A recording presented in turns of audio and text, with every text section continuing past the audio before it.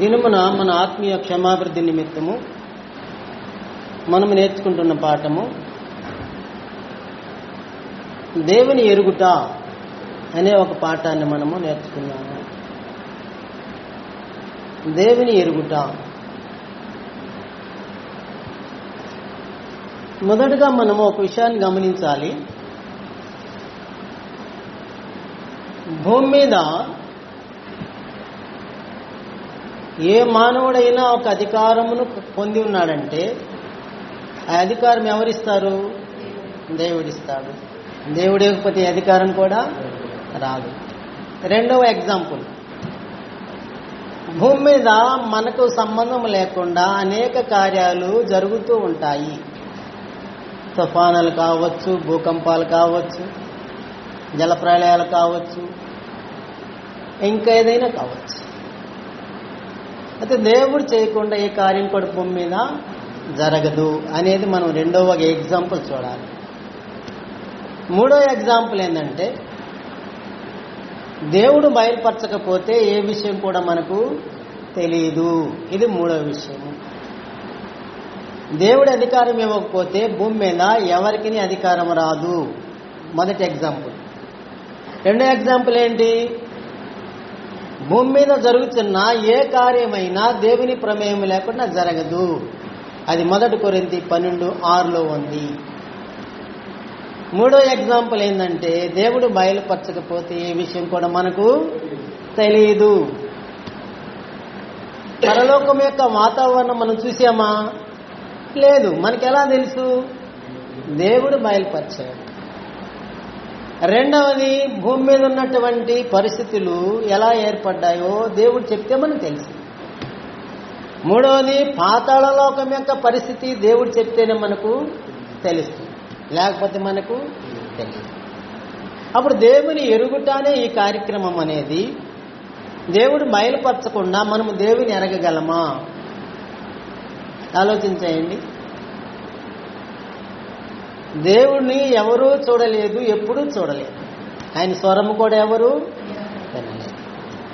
అలాంటి మహాదేవుని, అలాంటి అద్వితీయ దేవుని, అలాంటి సర్వోన్నతుడైన దేవుని భూమి మీద నా మానవుడు ఎరగాలంటే దేవుడు బయలుపరచుకోకపోతే దేవునిని మానవుడు ఎరగలడా?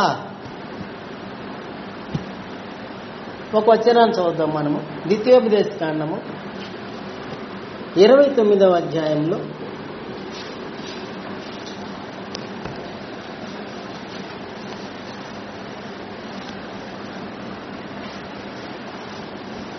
ద్వితీయోపదేశ కాండము 29వ అధ్యాయము 29వ వచనములో, రహస్యములు మన దేవుడైన యెహోవాకు చెందును. అయితే మనము ఈ ధర్మశాస్త్ర వాక్యములన్నిటి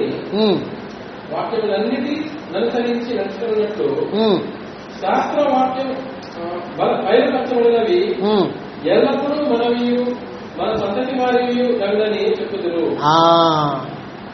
రహస్యములు ఎవరికి చెంతాయంట? మన దేవుడే యెహోవాకే చెందును. ఆయన మనసులో ఎన్ని రహస్యాలు ఉన్నాయి? కొద్ది కాదు, చాలా ఉన్నాయి. అవన్నీ మనకు బయలుపరుస్తాడా? అవసరమైందే బయట పెడతాడు. అవసరం లేదని ఏం చేస్తాడు? ఆయన లోపలేమంటాడు. అందుకే మోషే అంటున్నాడు, బయలుపరచబడినవన్నీ కూడా మనవియు మన సంతతివియు అగును. ఎందుకు బయలుపరిచాడంటే ధర్మశాస్త్రాన్ని అనుసరించి నడుచుకుంటూ దేవుని మహిమపరచాలని దేవుడు ఇశ్రాయేలీయులకు ధర్మశాస్త్ర సూత్రాలను బయలుపరిచాడు. అప్పుడు ఈ భూమి మీద ఉన్న ఏ మానవుడైనా, చదువుకున్నాడైనా చదువు లేనివాడైనా, స్త్రీ అయినా పురుషుడైనా, అల్పుడైనా ఘనుడైనా కదా, ఎవరైనా దేవుని ఎరగాలంటే ఏ విధంగా ఎరగాలో, ఎరిగిన జీవితం ఎలా ఉంటుందో, ఎరిగిన వారికి ఫలం ఎలా ఉంటుందో సంగతులన్నీ కూడా వివరించగలిగింది ఎవరు? బయలుపరచగలిగింది ఎవరు? దేవుడు. దేవుడు బయలుపరచుట ఆయన వంతు, అనుసరించటము మన వంతు. బయలుపరిచేది దేనికోసము? జీవించటానికి, ఆచరించటానికి, దేవుని మహిమపరచటానికి. దేవునికి విధేయులుగా బ్రతకటానికి, దేవునికి ప్రేమైన బిడ్డలుగా దీవెనలు పొందటానికి మనకు బయలుపరుస్తుంటాడు. అప్పుడు దేవుని ఎరుగుట అనే పాఠంలో 3 విషయాలు మనం గమనిద్దాము.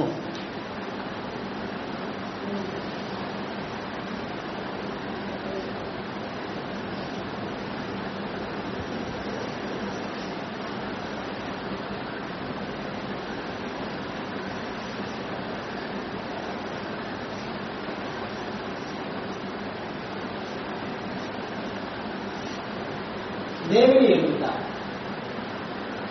ఎన్నడూ చూడలేదే, ఆయన స్వరం కూడా ఎవరు వినలేదే, మళ్ళీ ఎలా ఎరుగుతావు? దాని ఏర్పాటు దేవుడే చేశాడు కదా. దేవుడు ఎలాంటి వాడు? సకల యుగములలో రాజై ఉన్నవాడు, అదృశ్యుడు, అక్షయుడు, అద్వితీయ సత్యదేవుడు. అలాంటి ఆయన దేవుడు. రెండవది, భూమి మీద కృప చూపించే దేవుడు, నీతి న్యాయములను అనుసరించే దేవుడు. మూడవది, సర్వలోకానికి ఆయనే దేవుడు, మేలు కీడులను కూడా జరిగించగలవాడు ఆయన. ఆశీర్వాదములు శాపములు కూడా ఇవ్వగలవాడు ఆయనే. ప్రతి వానికి వారి కిరీటి చొప్పున ఫలం ఇవ్వగలవాడు ఆయన. సమస్తమును శాసించగలవాడు ఆయన. మరి అలాంటి దేవుని ఎరగాలి మానవుడంటే దాని ఏర్పాటు ఎవరు చేయాలి? దేవుడే చేయాలి. మరి ఎలాంటి ఏర్పాటు చేశాడైనా? దేవుని ఎరుగుటనే దాంట్లో 3 విషయాలు. ఒకటి, వాస్తవ రూపంగా దేవుని ఎరగటం.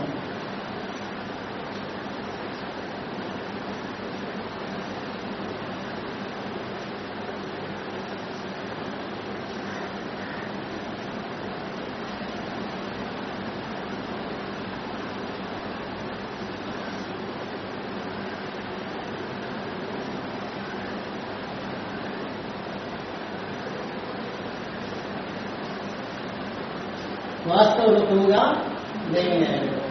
రెండవది, నిబంధన రూపముగా దేవుని ఎరగటం.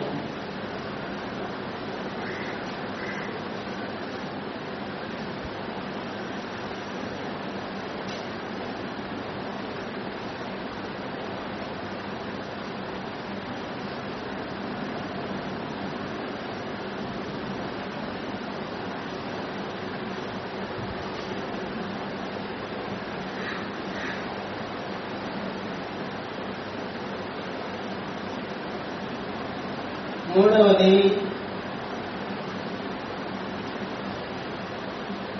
క్రియారూపముగా దేవుని ఎరగటం.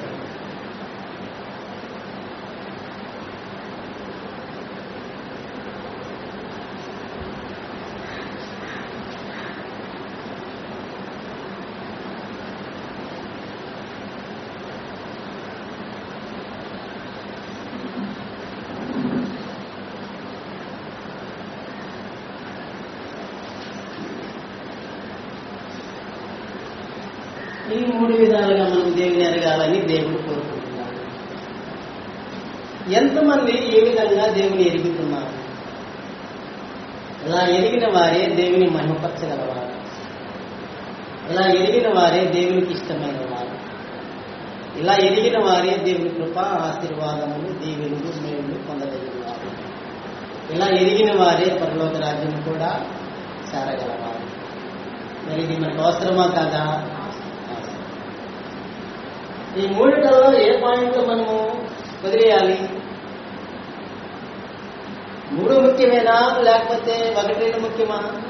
3 ముఖ్యం. మరి ఈ 3టిని మనకు బయలుపరిచింది ఎవరు?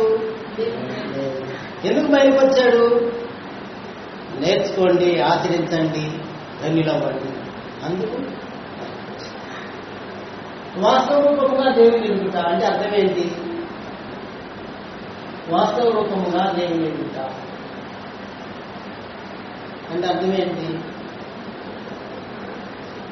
దేవునిని చూడకపోయినా భూమి మీద ఉన్న మానవులందరూ దేవుడిచ్చిన సాక్ష్యాన్ని బట్టి దేవుడు ఉన్నాడని తెలుసుకోవటమే వాస్తవపరంగా దేవుని ఎరగటం. అంటే ఆయన ఉనికిని, ఆయన శక్తిని, ఆయన కార్యములను ఎరగటమే వాస్తవపరంగా దేవుని ఎరగటం. ఆయన ఉన్నాడని ఎరుగుతున్నాము. రెండవది ఆయన శక్తిమంతుడని ఎరుగుతున్నాము. మూడవది ఆయన స్వభావం మేలైందని ఎరుగుతున్నాము. 3 కార్యాలు కదా. ఆయన ఉనికిని, ఆయన స్వభావమును, ఆయన శక్తిని, మూడిటిని ఎరగాల మానవుడు. అలా ఎరగటానికి 2 నిదర్శనాలు పెట్టాడు. ఒకటి సృష్టిని పెట్టాడు, రెండవదేమో భూమి మీద జరుగుతున్న కార్యాలను చూపిస్తున్నాడు. ఒకటి సృష్టి.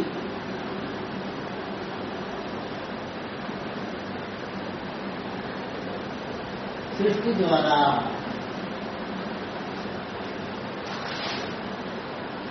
రెండవది కార్యముల ద్వారా.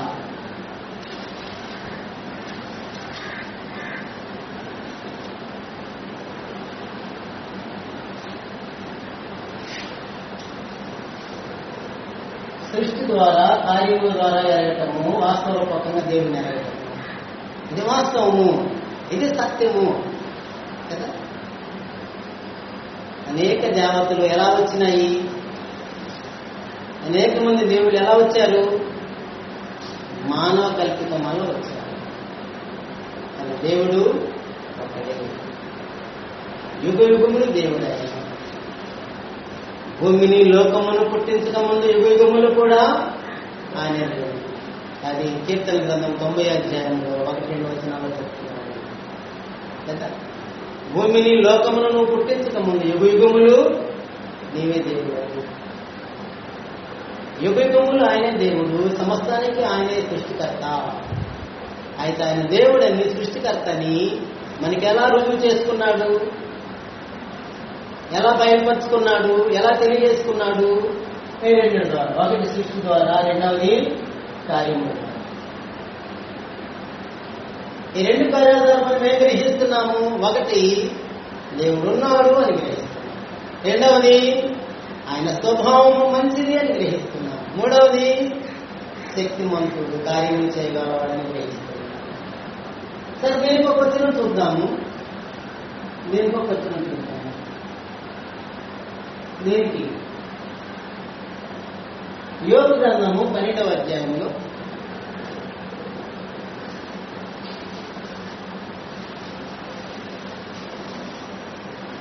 యోబు గ్రంథం 12వ అధ్యాయం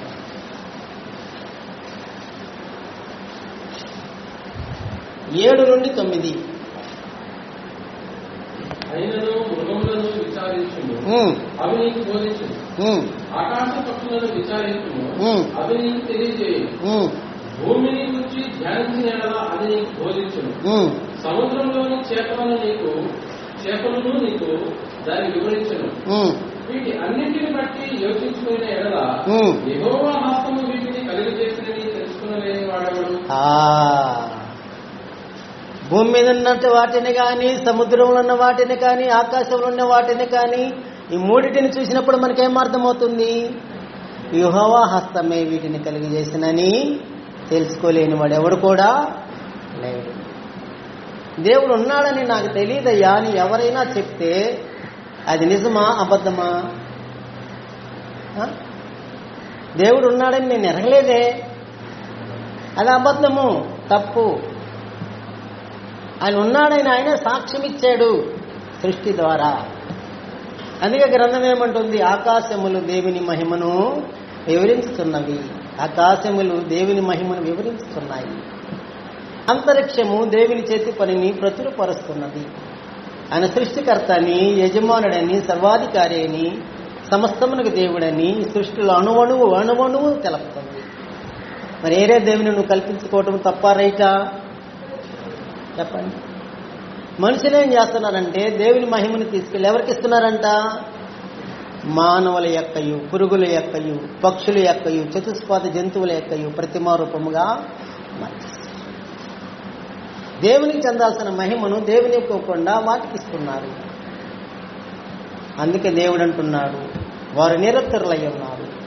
అంటే సాకులు చెప్పేదానికి వీలు లేదు, తప్పించుకున్న దానికి వీలు లేదు. రామపత్రిక 1వ అధ్యాయం చూడండి. వాస్తవ రూపకంగా దేవుని ఎరగటం అంటే అక్కడ మనం చూస్తున్నాము 18 నుండి 23 దాకా. రోమా 1వ అధ్యాయము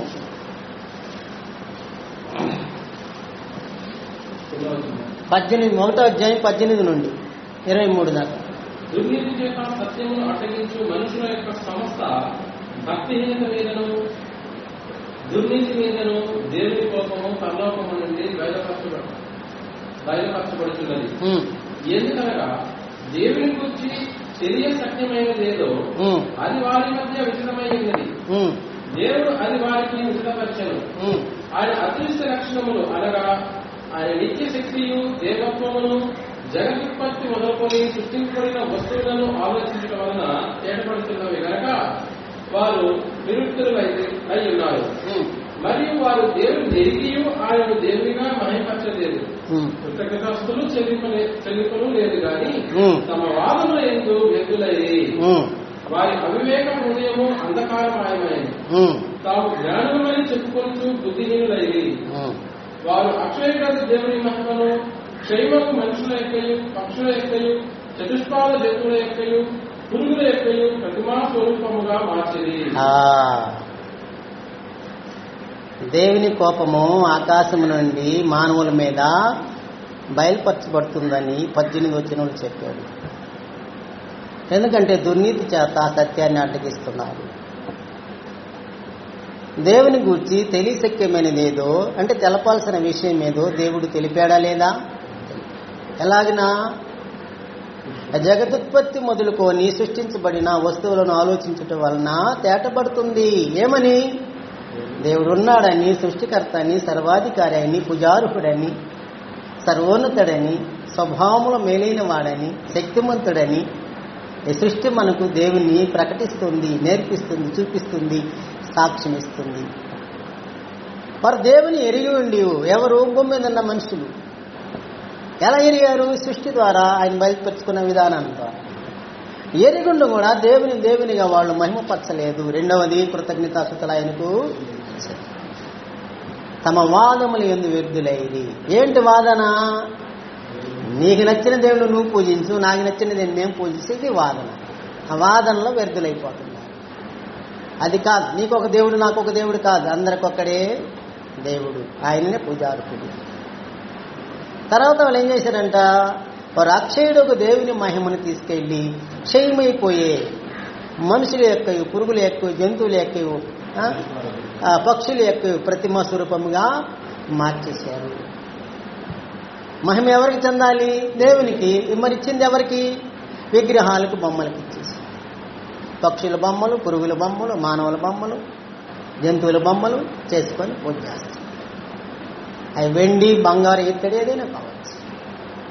అలాగన మనుషులు తప్పు చేసి దేవుని శిక్షకు, శాపమునకు గురవుతున్నారు. కాబట్టి వాస్తవరూపంగా దేవుని ఎరగటం అంటే ఏంటి? సృష్టి ద్వారా దేవుని ఎరగటం. అలా ఎరగటానికి దేవుడే మనకు చూపిస్తున్నాడు, నేర్పిస్తున్నాడు. రెండవది కార్యముల ద్వారా. ఏంట కార్యములు? భూమి మీద జరుగుతున్న మేళ్ళు కదా. వర్షం ఎలా వస్తుంది? పంటలు ఎలా పండుతున్నాయి? ఆహారం ఎలా వస్తుంది? ఎలా వస్తుంది? డబ్బులు పెట్టి బియ్యం తెచ్చుకొని వండుకొని తింటున్నాం. మరి అవి ఎట్టొచ్చినాయి? బియ్యము పండిస్తే కదా. పంట ఎట్టు వస్తుంది? అన్నిటికీ మూలము దేవుడు. దానికి ఒక వచనం చూద్దాం. అపోస్తల కార్యములు 14వ అధ్యాయం.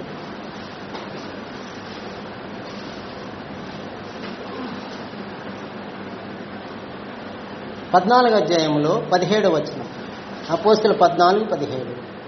అయినను ఆయన ఆకాశం నుండి మీకు వర్షమును బలవంతములైన ఋతువులను దయచేయచ్చు, ఆహారమును అనుగ్రహించుచు, ఉల్లాసంతో మీ హృదయములను నింపుచు, మేలు చేతి చేత తన గురించి సాక్ష్యం లేకుండా చేయలేదని బిగ్గరగా చెప్పి. దేవుడు ఏమేమి ఇస్తున్నాడంట? ఆకాశము నుండి వర్షము, రెండవది ఫలవంతమైన ఋతువులను, మూడవది తినుటకు ఆహారము, నాలుగవది ఉల్లాసముతో హృదయాలను నింపుతున్నాడు. ఇవన్నీ చేయడం ద్వారా తనని గురించిన సాక్ష్యము చూపిస్తున్నాడు. మరి సాక్ష్యం చూస్తున్నారా లేదా అందరూ? మరి గ్రహించాలన్నా వద్దా? నాకు తెలియలేదంటే, నేను ఎరగలేదంటే రైటా తప్ప? అది తప్పు. కాబట్టి ప్రతి మనుషుడు ఎరగాలని ఆ కార్యములు దేవుడు చేస్తున్నాడు. దేవుని ఎరిగినావా అంటే కొందరు ఏమంటున్నారు? నేను క్రిస్టియన్ కాదు అంటారు. క్రిస్టియన్ ఎప్పుడైనా దేవుని ఎరగాల్సింది? అందరూ ఎరగాలి కదా. రాహాబని వేస్తుంది ఎరికో పట్టణంలో. చుట్టూ పట్టణము ఉంది, పట్టణం చుట్టూ ప్రహరీ గోడ ఉంది. ప్రహరీ గోడ మీద ఒక ఇల్లు ఆమె కట్టుకోంది. ఆమె వేశ్య వృత్తి చేస్తుంది. 10 మంది ఆమె దగ్గరికి మనసున్న వాళ్ళు వెళ్ళి డబ్బులు ఇచ్చి ఆమెతో గడిపేసి వస్తున్నారు. ఆమె దేవుని గురించి ఎలా తెలుసుకుందంట? తెలుసుకున్న తర్వాత వేశ్య వృత్తిని మానేసింది, దేవుని విశ్వసించింది, రక్షణ పొందింది, దేవుడు అంగీకరించాడు. ఇశ్రాయేలులో ఒక వ్యక్తికి భార్య అయింది.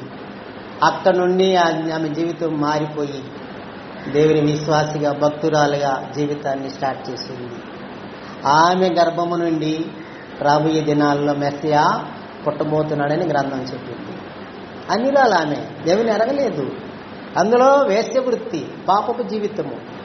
మరి దేవుని ఎలా తెలుసుకుందామే? ఎలా తెలుసుకుంది? ఒకటి, సృష్టి ద్వారా దేవుని తెలుసుకుంటుంది. రెండవది, ఆయన కార్యముల ద్వారా. ఇశ్రాయేలీయులారా, మీరు ఆ రాజులను ఎలా ఓడించినారో మిమ్మల్ని గురించి మేము విన్నాము.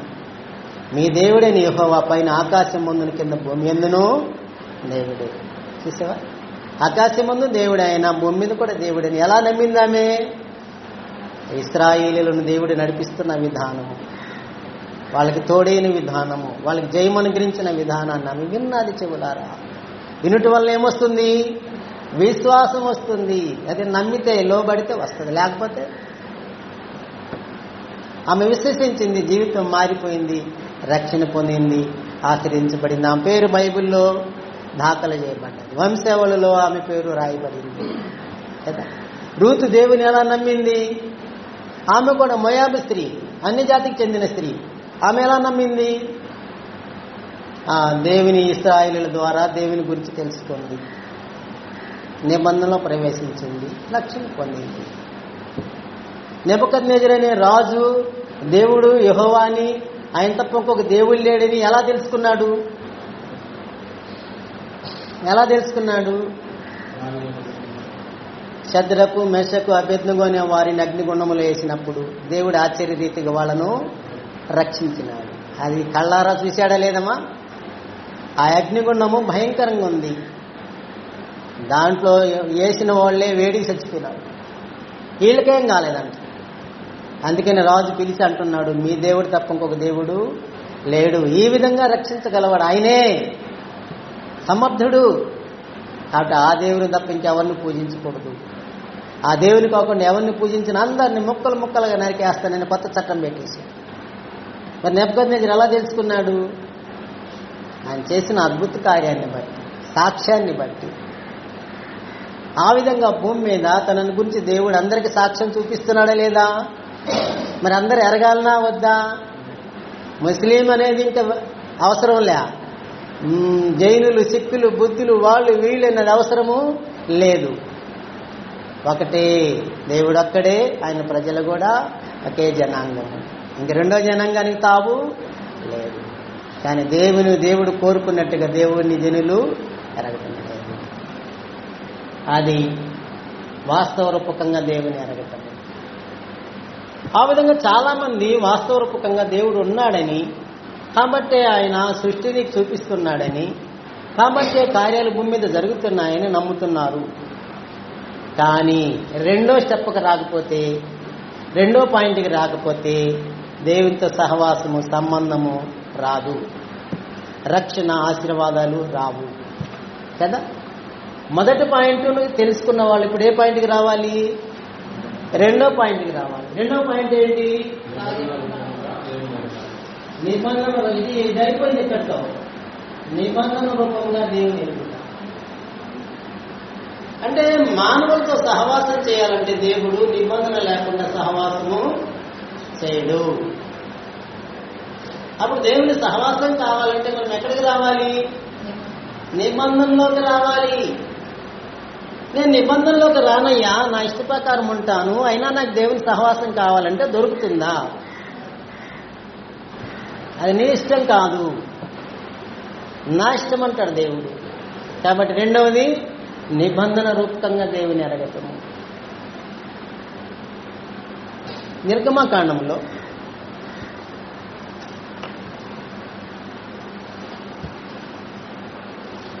19వ అధ్యాయంలో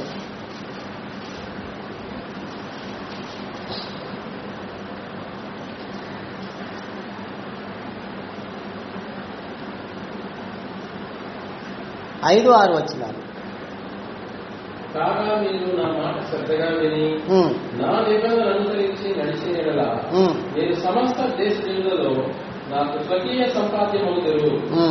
సమస్త భూమియు నాదే కదా. చాలు చాలు.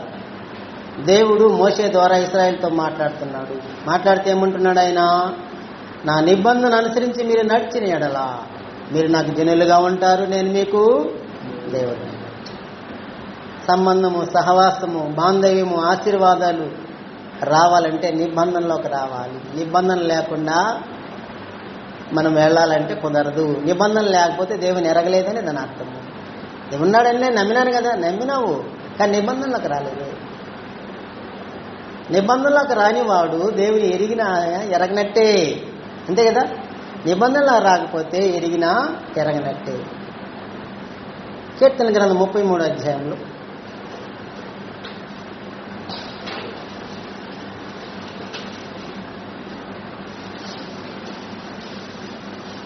12వ వచనం. కీర్తనలు 33:12.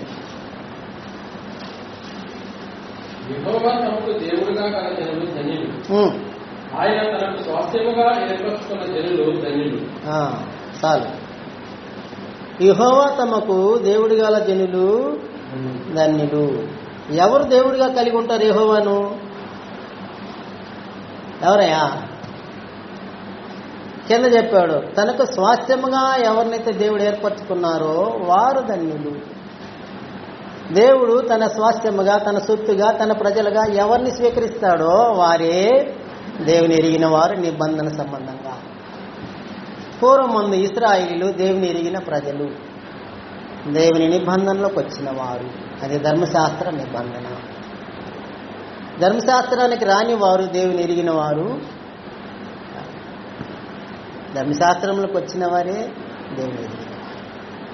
కానీ ధర్మశాస్త్రం అనేది శాశ్వత కాలం ఉండదు కాబట్టి పోనుకోనేమవుతుంది?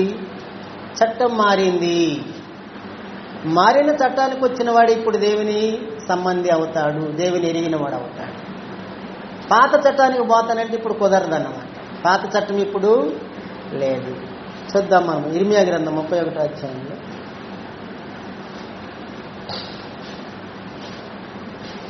ఇర్మియా 31వ అధ్యాయంలో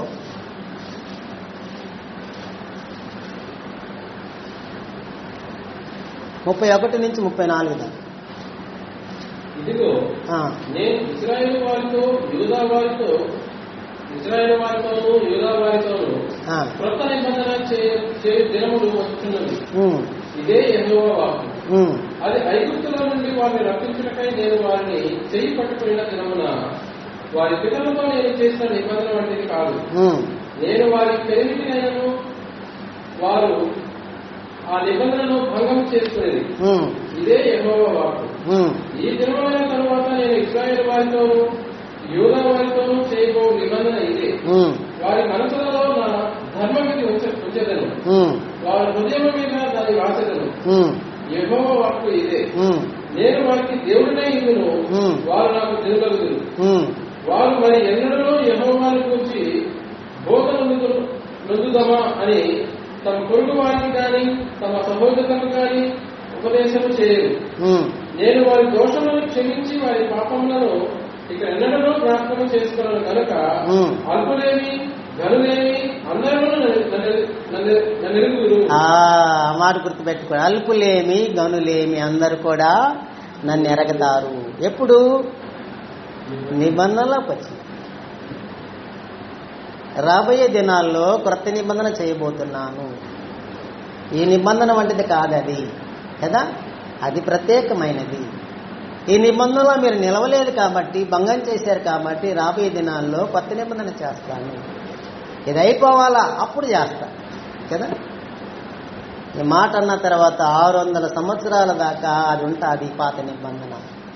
తర్వాత కొత్త నిబంధన వాళ్ళ హృదయాల మీద దాన్ని రాస్తా. వాళ్ళ మనసులో దాన్ని ముద్రిస్తా. ఇంకా దేవుని గురించిన బోధ కావాలని ఇంకా అడగరు వాళ్ళు, నిబంధనే వాళ్ళకి బోధిస్తుంది. అప్పుడు నేను వారికి దేవుడనై ఉంటా, వారు నా ప్రజలై ఉంటారు. అది బాంధవ్యము, అది ఎరుగుట. ఆ రీతిగా వాళ్ళు నన్ను ఎరుగుతారు. అల్పులేమి గనులేమి అందరూ నన్ను ఎరుగుదురు. ఏ విధంగా ఎరుగుతున్నారు? నిబంధన రూపంగా, దేవుడుగా, సృష్టికర్తగా, సహవాసిగా, తండ్రిగా కదా. అది ఎరిగే విధానం. ఆ విధానంలోనికి మనుషులు వస్తున్నారా? అలా రాకపోతే వాళ్ళ బయట వాళ్ళే కానీ లోపల వారు ఆ విధానములు ఆలోచన చేస్తే ఎంతమంది ఫెయిల్యూర్ అవుతారో చూడండి. దేవుడు సాక్ష్యం ఇచ్చాడు. ఏమని? ఒక ప్రవక్తను నేను పుట్టించబోతున్నాను, ఆ ప్రవక్త రోట నా మాటలు ఉంచుతాను. ఆ మాటలే నిబంధన, క్రొత్త నిబంధన.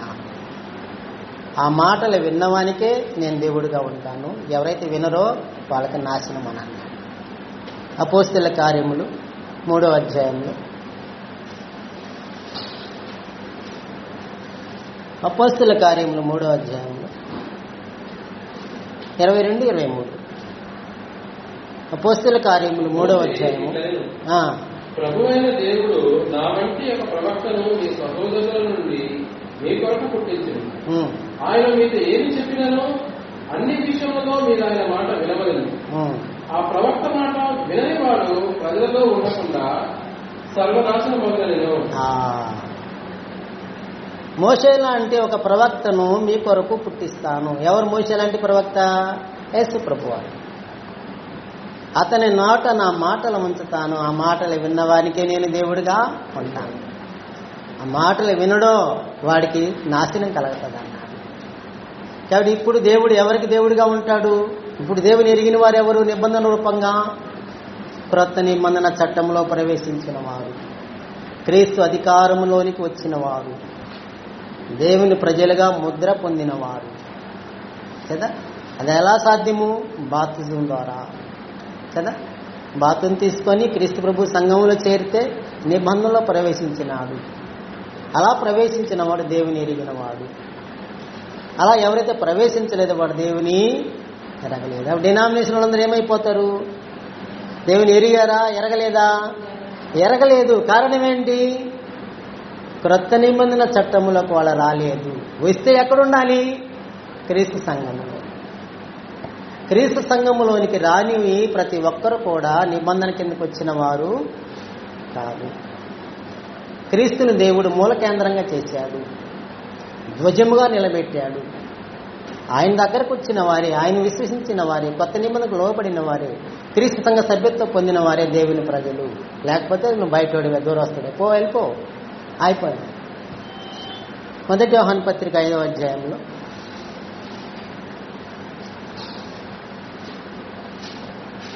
1 యోహాను పత్రిక 5:5లో 20 వచ్చింది.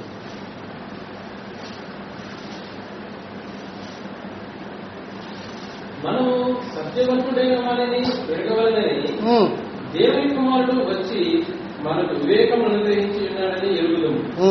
మనము దేవుని కుమారుడైన యేసుక్రీస్తునందున్న వారమై సత్యవంతుని ఎందున్నాము. ఆయనే నిజమైన దేవుడును నిత్య జీవమై ఉన్నాడు. మనము సత్యవంతుడైన వాణిని ఎరగాలని. సత్యవంతుడెవరు? తండ్రైన దేవుడు. తండ్రైన దేవుని ఎరగాలని యేసు ప్రభువు చేంజ్ చేశాడంట. మనకు వివేకం అనుగ్రహించాడు. దేవుని కుమారుడు వచ్చి మనకేమిచ్చాడంట? వివేకం. వివేకం అంటే ఏంటి? అదే నిబంధన, అది సమానం. అంతేగాని ఊరికినే జ్ఞానం కాదు, అది నిబంధన. వివేకం అంటే నిబంధన సంబంధమైన జ్ఞానము కదా. నిబంధనలు ఏముంది? జ్ఞానం ఉంది. నిబంధనలో వివేకం ఉంది. తర్వాత చెప్తున్నాడు, మనము క్రీస్తు యేసునందున్న వారమై సత్యవంతుని యందు ఉన్నాము. అప్పుడు సత్యవంతుడైన దేవుని యందు ఉండాలంటే, ఎరగాలంటే, సహవాసం కలిగి ఉండాలంటే ఎక్కడికి రావాలి? క్రీస్తు యేసులోనికి రావాలి, నిబంధనలోకి రావాలి, సంఘములోకి రావాలి. 3 కార్యక్రమాలు: క్రీస్తు, ఆయన సంఘము, ఆయన నిబంధన. 3 కలిసి ఉన్నాయి. 3 in 1. క్రీస్తులోకి వచ్చిన వాడే నిబంధనలో ఉంటాడు, నిబంధనలో ఉండేవాడే సంఘములో ఉంటాడు. అవునా కదా? ఈ మూడింటిని వేరు చేయగలమా? చేయలేము. క్రీస్తు సంఘములో క్రీస్తున్నాడు, క్రీస్తులో నిబంధన ఉంది. క్రీస్తు సంఘము, క్రీస్తు, క్రీస్తు నిబంధన 3 ఒకటిగా ఉంది. నీదే సంఘము? నా బెత్లెహేం సంఘము. అయితే నువ్వు క్రీస్తుకి చెందిన వాడివి కాదు, వెళ్ళిపో. నువ్వు బయటోడివే కానీ లోపలోడివి కాదు. నువ్వు దేవుని ఎరిగిన వాడివి కాదు. ఆ విధంగా వేల కొలది సంఘాలు ఉన్నాయి బయట. మరి వాళ్ళందరూ దేవుని ఎరిగిన వాళ్ళ కాదు. దేవుని ఎరగటం అంటే నిబంధన రూపకంగా ఎరగాలి, అది ఎరగటం. అలా రానివాడు ఎరిగినవాడు. ఎరిగినవాడమైతే క్రీస్తు సంఘములో, ఆయన శరీరం అనే సంఘములో అవయముగా చేరాలి. అప్పుడు యూదుడని అన్యుడని భేదము లేదు, దాసుడని స్వతంత్రుడనే భేదము లేదు, స్త్రీ పురుషుడనే భేదము లేదు. అందరేమై ఉన్నారు? ఏకమై ఉన్నారు. అది కుటుంబము, అది సంఘము, అది మంద, అది శరీరము. ఒక్క శరీరములో సాటి అవములుగా చేరిన వాడే దేవుని ఎరిగిన వాడు. నేను చేరలేదు కానీ నేను దేవుని సంబంధం అంటే నీ అభిప్రాయం, అది నీ ఆలోచన, అది అంతే, నిజం కాదు. ఎఫెసీ పత్రికలో 3వ అధ్యాయం, ఎఫెసీ పత్రిక 3వ అధ్యాయం, 3వ అధ్యాయంలో 6వ వచనం. ఈ మర్మమేదనగా అన్ని జనులు సువార్త వలన క్రీస్తు యేసునందు యూదులతో పాటు సమాన వారసులను, ఒక శరీరమందరి సాటి అవయవములను, వాగ్దానంలో పాలివారులనై ఉన్నారన్నది. ఈ మర్మమేదనగా సువార్త వలన అన్ని జనులు. పూర్వమందు యూదులు మాత్రమే దేవుని ప్రజలు కదా. ఇప్పుడేమైంది? సువార్త వలన అన్ని జనులు కూడా వచ్చారు. యూదులతో పాటు ఏమయ్యారంట? సమాన వారసులు. నువ్వెంతో నేను కూడా అంతేనయ్యా, నువ్వేం గొప్ప కాదు, నేను తక్కువ కాదు కదా. అతిశయించుటకు వీలు. సువార్త వలన. ఏదా సువార్త? కొత్త నిబంధన. సువార్త లేకపోతే ఛాన్స్ లేదు. సువార్త వలన అన్ని జనులు యూదులతో పాటు సమాన వారసులు. రెండవది, ఏక శరీరములో, ఒక్క శరీరములో అవయవాలుగా చేరుతున్నారు. ఒక్క శరీరం అంటే ఏంటి? ఒక్క సంఘము, క్రీస్తు సంఘము. మూడవది, వాగ్దానములో పాలివారు. కాబట్టి శరీరం అనే సంఘములోకి రాకపోతే, క్రీస్తు సంఘ సభ్యత్వం పొందకపోతే నిబంధన కిందకు వచ్చిన వాడు కాదు, నిబంధన రూపకంగా దేవుని ఎరిగిన వాడు కాదు. నువ్వు ఎరిగావా? భూమి మీద ఎవరైనా ఎరిగారా? ఎరిగితే క్రీస్తు సంఘ సభ్యత్వము ముద్ర పొందాలి. అప్పుడు నిబంధన రూపకంగా దేవుని నువ్వు ఎరిగినావు. అలా ఎరిగిన వాడు ఆ నిబంధన లేఖనాలను అతిక్రమించకుండా జాగ్రత్త పడాలి. అది మొదటిది మనకు నెరవేరింది, రెండవది కూడా నెరవేరింది, బాగుంది. కానీ ఆ నిబంధన సంబంధమైన లేఖనాలు ఉన్నాయే, దాన్ని అతిక్రమిస్తావేమో జాగ్రత్త. అతిక్రమిస్తే ఏమవుతుంది? దేవుని ఎరుగుట అనేది పోతుంది, సంబంధము సహవాసము పోతుంది, రక్షణ జీవము పోతుంది. లేఖనాలను అతిక్రమించుకున్న జాగ్రత్త పడేవాడే నిబంధన రూపంలో ఉంటాడు. కొరింథీ మొదటి పత్రిక 4వ అధ్యాయంలో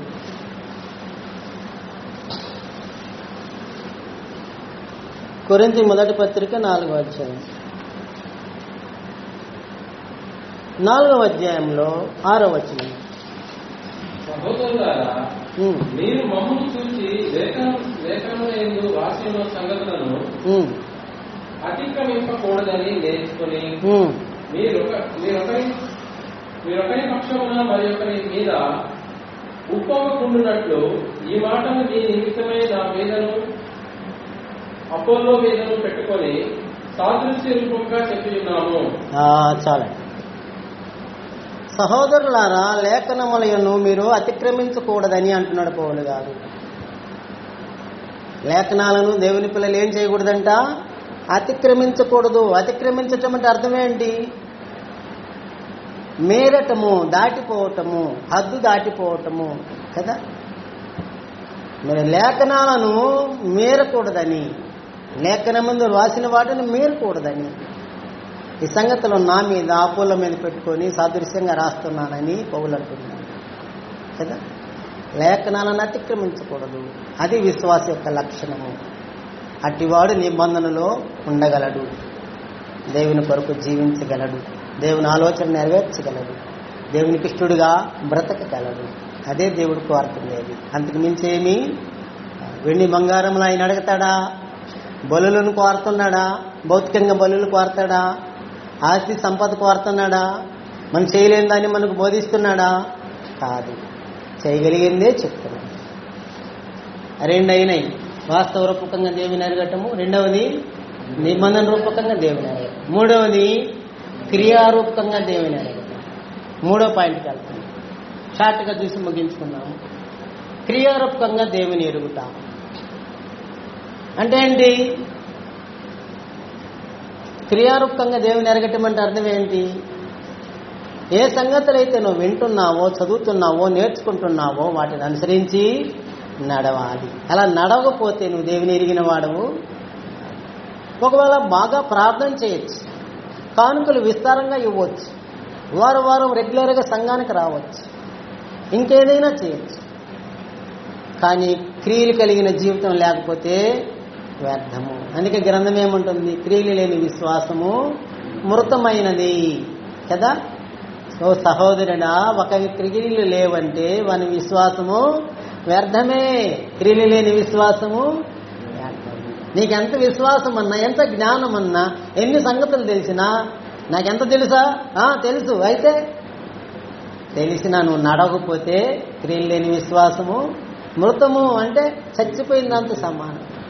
ప్రాణము లేని శరీరం ఎలాగో, ప్రాణము లేకపోతే శరీరం ఏమవుతుందా? మృతము. క్రియలు లేని విశ్వాసం కూడా మృతము. అబ్రహాము తన క్రియలను ఎలా రుజువుపరుచుకున్నాడు? అబ్రహాము తన విశ్వాసాన్ని ఎలా రుజువుపరుచుకున్నాడు? తన కుమార్ని బలిచ్చడం ద్వారా ఒకటి, రెండవది బాట్సార్లను చేర్చుకొని ఆతిథ్యం ఇవ్వడం ద్వారా కదా. రాహాబు అనే వేశ్య తన విశ్వాసాన్ని ఎలా రుజువుపరుచుకుంది?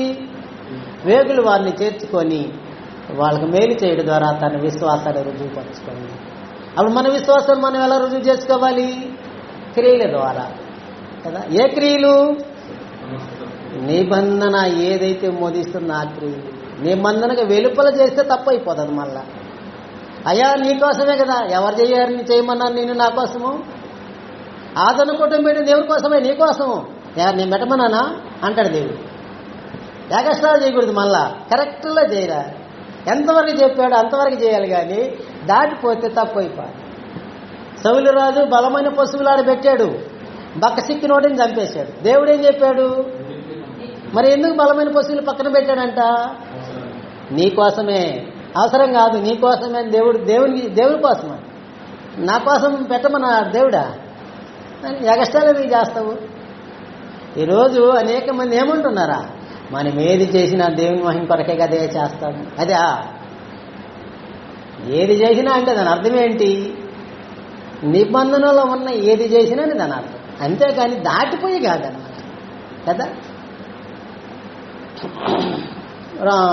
కొరింథీ మొదటి పత్రిక 10వ అధ్యాయంలో అతి తెలివి చూపించకూడదు. అతి తెలివి ప్రమాదమా కాదమ్మా? అతి తెలివి, అతి భక్తి, అతి జ్ఞానము, అతి అనేది సమస్య. వర్షం కూడా ఎక్కువైతే ఏమవుతుంది? వరదలు వస్తాయి. అతి వృష్టి అంటే అదే కదా. 10వ అధ్యాయం 31వ వచనంలో కాబట్టి నీకు భోజనం చేసినాను, పానము చేసినాను, మీరేమి చేసినాను సమస్తమును దేవుని మహిమ కొరకు చేయండి. భోజనము చేసినాను ఒకటి, రెండవది పానం చేసిన రెండు, మూడవది ఏమి చేసినానని పట్టుకుంటారు డినామినేషన్ వాళ్ళు. చూసావా ఏమైనా చేయాలంటున్నాడు. ఏమైనా చేయంటే అర్థమైందా? ఏమైనా అంటే నీ ఇష్టం వచ్చింది చేయిపో. అదే నీకు నచ్చింది, నువ్వు కోరింది, దేవునికి మహిమ తెచ్చేది ఏదైనా చేయిపో పో.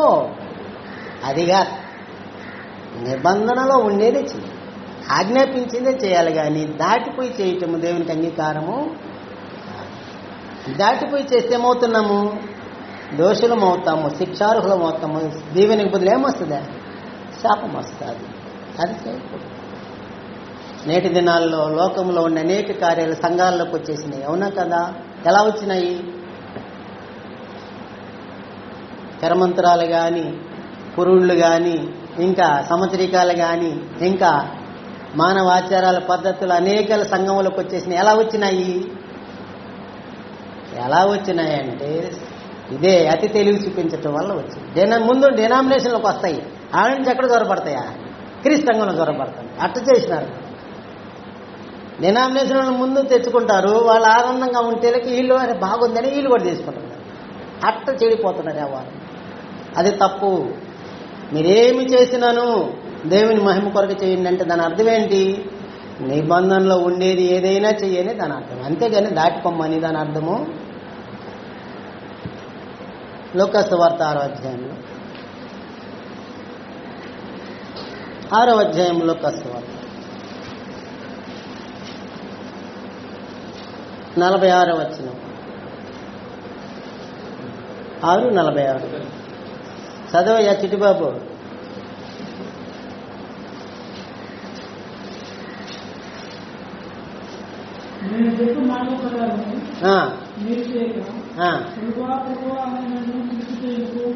ప్రశ్నేస్తున్నాడు ఆయన.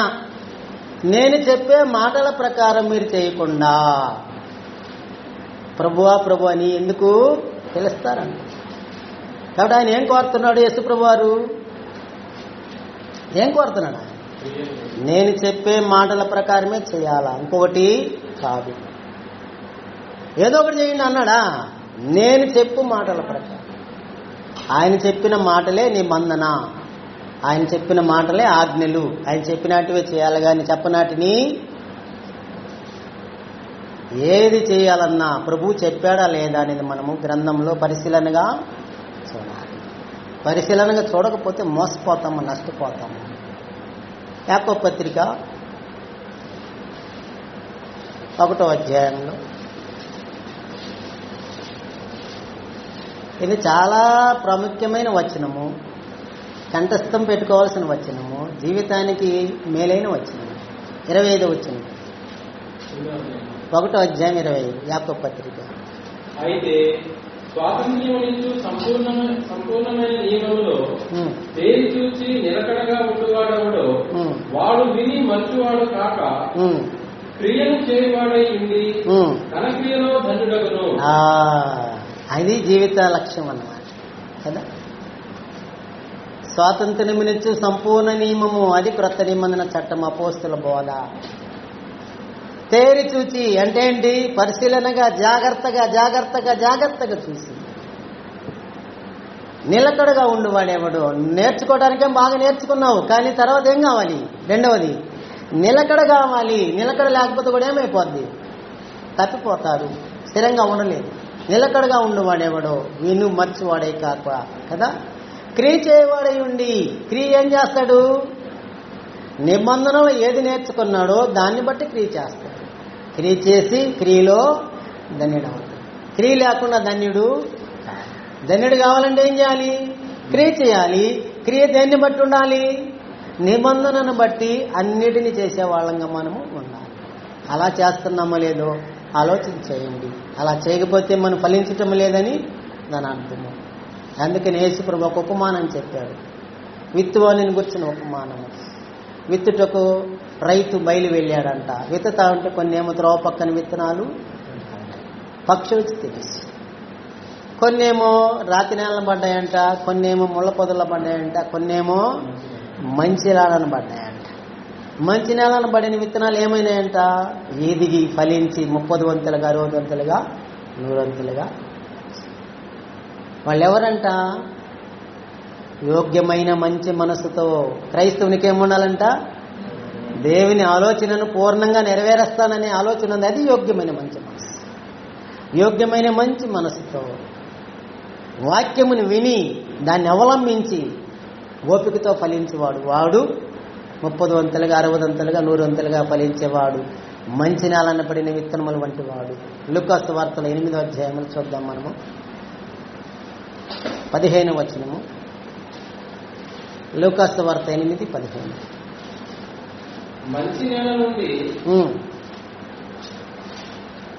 మంచి నేల నుండి వారెవరనగా యోగ్యమైన మంచి మనసుతో వాక్యము విని దాన్ని అవలంబించి ఓపికతో ఫలించేవారు. మంచి నేలను పడిన విత్తనములు ఉంటే వారు ఎవరంట? యోగ్యమైన మంచి మనస్సుతో వాక్యముని విని దాన్ని అవలంబించకపోతే ఆ యోగ్యమైన మంచి మనసు అవుతుందా? కాదన్నమాట. వాక్యాన్ని వినాలి, రెండవది ఆచరించాలి, మూడవది ఓపికతో ఫలించాలి. అలా ఫలించిన వాడే మంచి నేల విత్తబడిన విత్తనములు వంటి వాడు. అలాగని మన జీవితం ఉందో లేదో చూసుకోవాలి. అలా ఉన్నట్లయితే ఏం చేస్తాం మనము? చూడు, పాపము చేయకుండా జాగ్రత్త పడతాము ఒకటి. రెండవది లోక కార్యాలకు వెళ్లకుండా, లోక అనుభవాలకి, లోక పద్ధతులకు వెళ్లకుండా జాగ్రత్త పడతాము రెండు. మూడవది దేవుని నీతిని, దేవుని ప్రేమను లోకానికి చాటుతున్నాము. నాలుగవది ఎన్ని శ్రమలు వచ్చినా ఓర్పు సహనంతో జీవిస్తున్నాము కదా. దేవుడు మనల్ని పరిశీలనగా చూసినప్పుడు మనం ఎలా కనబడాలి? దేవునికి ఎలా కనబడాలి? నిరపరాధులుగా, నిందారహితులుగా, నిర్దోషులుగా, నిష్కళంకులుగా కనబడాలి. అలాంటి వారు దేవుని కుమారుడు. అలాంటి వాడిలో ఏ లోపము ఉండదు. నిజంగా క్రియారూపకంగా దేవుని ఎరిగిన వాడంటే అతడు. అలాంటి దేవుని కుమారుడిగా, దేవుని కుమార్తెగా మనం ఉన్నామో లేదో ఆలోచన చేసుకొని, ఎక్కడ దిద్దుకోవాలో అక్కడ దిద్దుకొని దేవుని కొరకు సమర్పించుకొని బ్రతకాలని దేవుడి పాఠాన్ని మనకు బోధించినాడు. చివరగా మనం చదువుకున్న వచనాన్ని గమనిద్దాము. గలతీ పత్రిక 4వ అధ్యాయంలో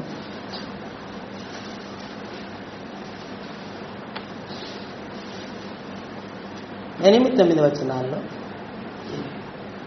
ఆ కాలమందైతే మీరు దేవుని ఎరగని వారే, నిజమునకు దేవుళ్ళు కాని వారికి దాసులయ్యింది గాని, ఇప్పుడు మీరు దేవుని ఎరిగిన వారును మరి విశేషంగా దేవుని చేత ఎరగబడిన వారునై ఉన్నారు కనుక. చాలండి. ఆ కాలమందు అయితే దేవుని మీరు ఎరగలేదు. ఏ కాలమందు? నిబంధనలోకి రాకముందు, రక్షణ పొందకముందు, బాప్తిజం పొందకముందు, సంఘంలో చేరకముందు దేవుని ఎరగని వారు కదా అనేక దేవతలను పూజించారు. నిజమునకు దేవుళ్ళు కాని వారికి దాసులై ఉంటిరి, విగ్రహాలకు, బొమ్మలకి. ఇప్పుడైతే దేవుని ఎరిగిన వారు ఎలా? నిబంధనను బట్టి, సంఘాన్ని బట్టి, క్రీస్తుని బట్టి, బాప్తిజాన్ని బట్టి, సంఘములకు వచ్చిన దాన్ని బట్టి, దాని ప్రకారం వాక్యంలో జీవించి దాన్ని బట్టి దేవుని ఎరిగిన వారు. రెండవది దేవుని చేత ఎరగబడిన వారు. కాబట్టి ఈ వ్యర్థమైన నిష్ప్రయోజమైన మూలపాటలకు మళ్ళీ పంపాకండి, పోతే తప్పైపోద్ది అంటున్నాడు కదా. కాబట్టి క్రియారూపక దేవుని ఎరిగినామా లేదా, అనుసరిస్తున్నామా లేదా ఆలోచన చేయాలి. ఈ 3వ పాయింట్కి వచ్చేటప్పటికి చాలామంది ఎగిరిపోతున్నారు. అందుకే తీతు పత్రిక 1:16 ఏమంటుంది? వారు దేవుని ఎరుగుదమని చెప్పుకుందరు గాని అవిధేయులు, అసహ్యులు, ప్రతి సత్కార విషయంలో భ్రష్టులై ఉండి తమ క్రియల వలన దేవుని ఎరగనట్టున్నారు. క్రియలే దేవుని ఎరిగినట్టుగా సాక్ష్యమిస్తాయి, క్రియలు ఎరగనట్టుగా కూడా సాక్ష్యం. క్రియలు లేకపోతే దేవుని ఎరగలేదని దాని అర్థము, క్రియలు ఉంటే దేవుని ఎరిగినామని దాని అర్థము. అలా ఎరిగిన వాడు దేవుని సంబంధి, దేవుని మహిమపరుస్తున్నవాడు. అలాంటి వాడికి దేవుడు తోడవుతాడు, అలాంటి వాడి పరిపూర్ణుడవుతాడు, అలాంటి వాడే పరలోక రాజ్యానికి చేరుకుంటాడు. ఆ ప్రకారం మనం ఉండాలని దేవుడు మనకు బోధించాడు. ఆ ప్రకారం మనం జీవిద్దాము. కానీ అందరూ జీవించటం లేదని మనకు కనబడుతుంది. అందుకే గ్రంథం ఏమంటుంది? పిలువబడిన వారు అనేకులు, ఏర్పరచబడిన వారు కొందరే. ఏమైనారు అందరూ? కాదు, వచ్చిన వాళ్ళు ఏమో చాలా మంది వచ్చారంట. లాస్ట్కి నిలబడింది ఎంతమంది అంట? కొందరే. మిగతా వాళ్ళు ఏరి మళ్ళా లోకంలో కలిసిపోయినారు కదా. విశ్వాసాన్ని కోల్పోయినారు, క్రియలు లేకుండా వ్యర్థంగా జీవిస్తున్నారు, రకరకాల తంటాలలో ఉన్నారు. కొద్దిమందే పరలోకం పామయ్యేది. ఆ కొద్ది మందిలో నీవు నేను ఉండాలంటే ఈ పాఠం మనకు అవసరము. దీని ప్రకారం మనము నేర్చుకున్నాము, చేద్దాము కదా. దేవుడు కోరింది చేద్దాము, దేవుడు ఆజ్ఞాపించిన దాన్ని చేయకుండా జాగ్రత్త పడదాము. పూర్ణంగా దేవుని సేవిద్దాము, ప్రభువును గణపరుద్దాము, పరిశుద్ధాత్మను దుఃఖపరచకుండా సంతోషపరిచేటట్టుగా జీవిద్దాము, మంచి ప్రార్థన పరులుగా బ్రతకదాము, ఓర్పు సహనాన్ని అలవర్చుకుందాము, విధేయతను వినయాన్ని నేర్చుకుందాము.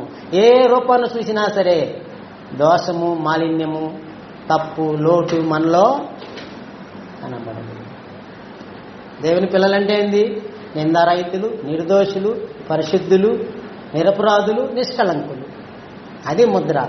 అలాంటి ముద్ర ఉంటే క్రీస్తు ఎదుట మనం నిలబడగలము, తీర్పులో ధైర్యంగా సంతోషంగా ఉండగలము. లేకపోతే సమస్యలు అవుతాయి. జీవితం విలువైంది, దాన్ని పోగొట్టుకోకుండా జాగ్రత్త పడాలని ఈ పాఠాన్ని దేవుడు మనకందరికీ బోధించాడు. ఓపికతో ఉన్న మీ ప్రభునామములో వందనాలు.